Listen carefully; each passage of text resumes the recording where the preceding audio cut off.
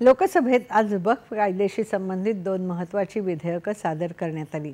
या नव्या विधेयकांमध्ये सुमारे 40 सुधारणा प्रस्तावित आहेत। रेल्वे आणि लष्करानंतर वक्फ मंडळाकडे सगळ्यात जास्त जमिनी आहेत। विद्यमान कायद्यानुसार कोणतीही संपत्ती वक्फ घोषित केल्यानंतर ती कायम वक्फचा अधिकार होते। नवी विधेयकं मंजूर झाल्यानंतर वक्फ कायद्यात महत्त्वाचे बदल अपेक्षित आहेत। वक्फ मंडळाच्या रचनेत बदल, वक्फ मंडळामध्ये महिलांचा सहभाग सुनिश्चित करणं, राज्यांच्या वक्फ मंडळांमध्ये महिला सदस्यांचा सहभाग, जिथे वक्फ मंडळ नाही तिथे लवादात जाण्याची सुविधा, या मंडळाच्या संपत्तीची दंडाधिकारी कार्यालयांमध्ये नोंदणी, महसुलाची तपासणी तसंच वक्फच्या मालमत्तेचं मूल्यांकन करण्याच्या तरतुदी या नव्या विधेयकात आहेत।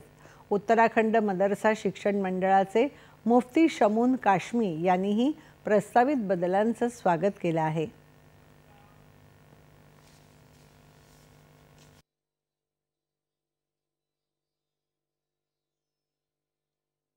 मुसलमानों को मेन स्ट्रीम से काटा और मेन स्ट्रीम से काटने का कांग्रेस को फायदा ये हुआ कि वो वोट बैंक बने रहे। वक्फ बोर्ड को बजाय इसके कि उनकी जो प्रॉपर्टी है, जो संपत्ति है, उसका संरक्षण होता, उसे अथाह पावर दे करके उन्हें खुश किया और अपने चहेतों को, अपने करीबी लोगों को ये पुरस्कार के तौर से दिया और उन्होंने उसका मिसयूज किया। देश के यशस्वी प्रधानमंत्री श्री नरेंद्र मोदी जी एक ऐसे नेता हैं इस देश के कि जो सबका साथ, सबका विकास, सबका विश्वास को आगे बढ़ा रहे हैं। वक्फ बोर्ड में संशोधन के बाद वक्फ का जो सही इस्तेमाल है वो होगा और जो तुष्टीकरण की नीति है उस पर अंकुश लगेगा।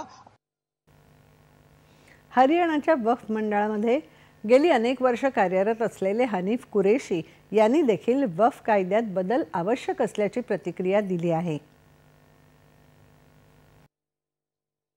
मुझे लगता है कि identification of the property, use of that property end management of that property, इसके लिए जो प्रोसीजरल चेंजेस किए जा रहे हैं उनकी काफ़ी समय से मुझे लगता है ज़रूरत थी और ये सब हमारी जिम्मेदारी है कि जितने भी हमारे चाहे रेवेन्यू डिपार्टमेंट के लोग हैं, चाहे गवर्नमेंट के, चाहे वक्फ बोर्ड के लोग हैं, वो सब मिल के और इन मामलों को समझें और अच्छी एडमिनिस्ट्रेशन वक्फ की हो, जिससे कि वक्फ बहुत लोगों के भलाई के काम कर सकता है, बहुत एजुकेशन के लिए काम कर सकता है, हेल्थ के लिए काम कर सकता है, सोशल सेक्टर में काम कर सकता है।